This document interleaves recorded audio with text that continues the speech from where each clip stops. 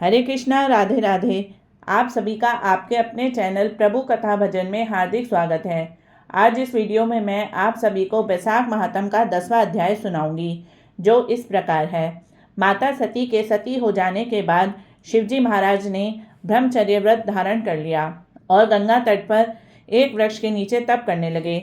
दक्ष की पुत्री पतिव्रता सती ने राजा हिमालय के घर मेनका के गर्भ से पार्वती के रूप में जन्म लिया और वहीं पर उनका पालन पोषण होने लगा। इसी समय तारकासुर नामक एक राक्षस भी उत्पन्न हुआ, जिसने महातप करके ब्रह्मा जी से यह वरदान पा लिया कि वह देवता, राक्षस, नाग व मनुष्य किसी से नहीं मरेगा, परंतु भगवान शिव के पुत्र से उसकी मृत्यु होगी।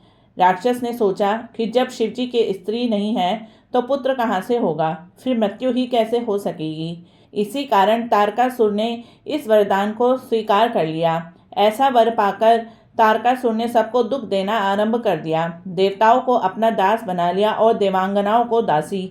इस प्रकार जब देवता अत्यंत दुखी हो गए तो वे ब्रह्मा जी के पास पहुँचे। ब्रह्मा जी ने उनके दुख को सुनकर कहा कि वर देते समय हमने इस राक्षस को कहा था कि उसकी मृत्यु और किसी उपाय से न होगी।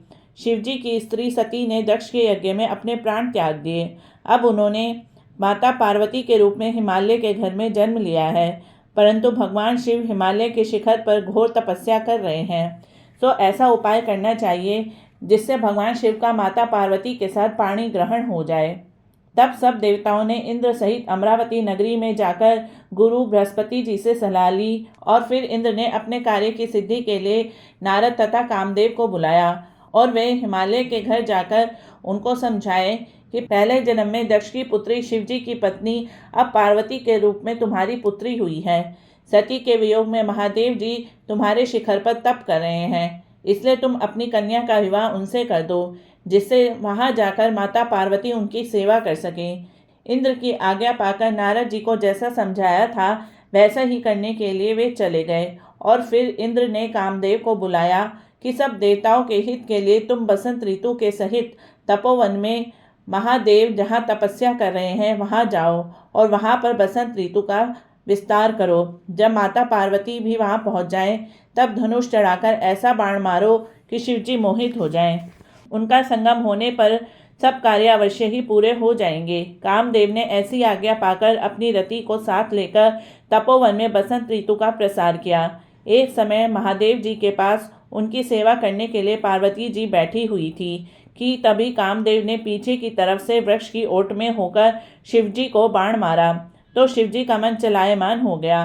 कामदेव दूसरा बाण चलाने ही वाले थे कि शिवजी के मन में यह विचार उत्पन्न हुआ कि उनके मन का चंचल होने का क्या कारण है, और उन्होंने जब चारों तरफ देखा तो कामदेव दिखाई दिए और क्रोध से उन्होंने अपने मस्तक पर तीसरा नेत्र खोल लिया और उसमें से ऐसी अग्नि उत्पन्न हुई जिससे सारा संसार भयभीत हो गया और उस अग्नि से धनुष सहित कामदेव भस्म हो गए।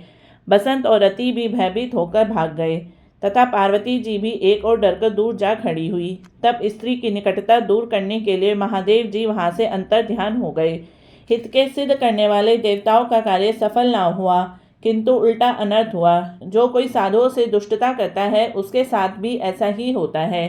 इसी प्रकार इक्ष्वाकु वंश का राजा भी साधुओं को अप्रिय था, क्योंकि वह भली भांति साधुओं की सेवा नहीं किया करता था। इसलिए उसने महान दुख भोगे और बुरी से बुरी योनि में जन्म लिया एवं 7 जन्म तक कुत्ते की योनि में रहा। इसी प्रकार कामदेव ने शिवजी का अप्रिय करने से दुख उठाया था। इति श्री वैशाख महात्म 10वां अध्याय समाप्तम।